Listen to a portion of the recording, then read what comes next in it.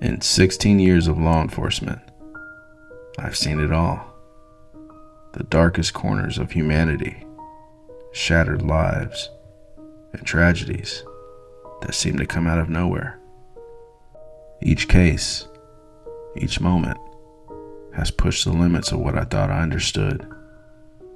But there was one night that still haunts me. One encounter that forced me to question everything I thought I believed.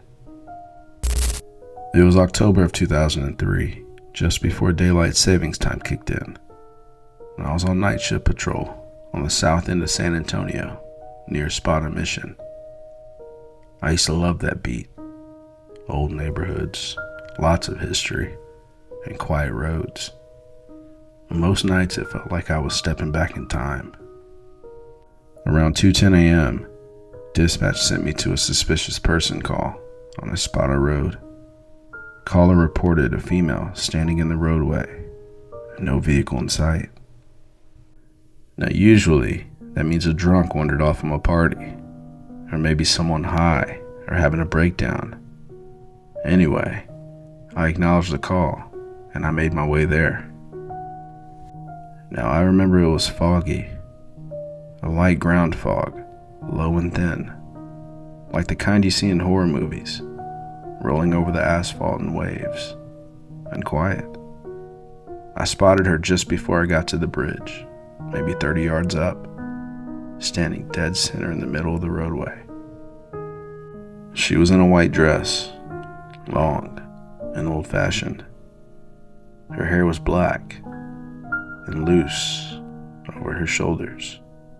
Her head was down, and she was barefoot. My first instinct, domestic victim.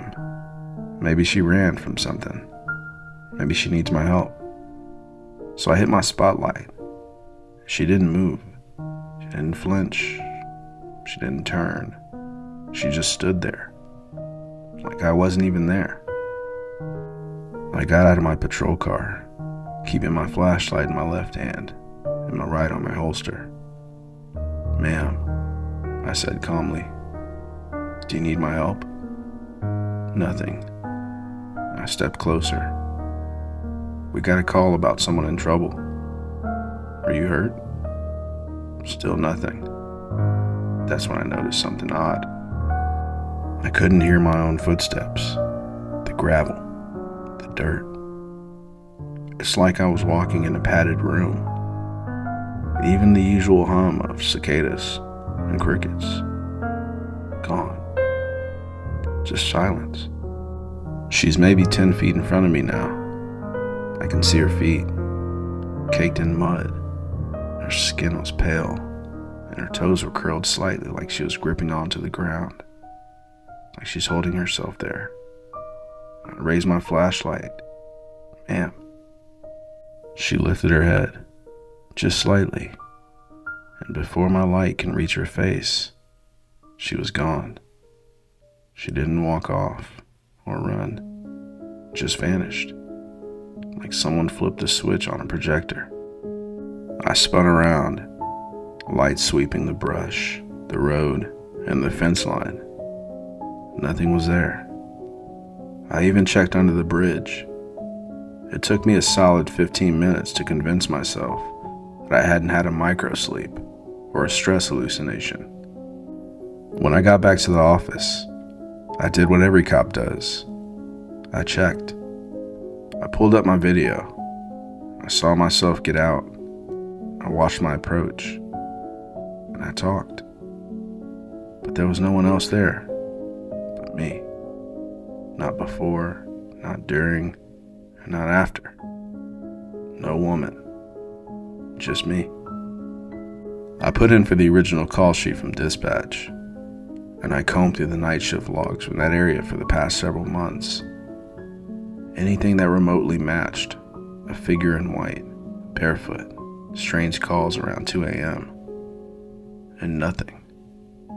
Then I went deeper. I spent my off hours at Bexar County Archives.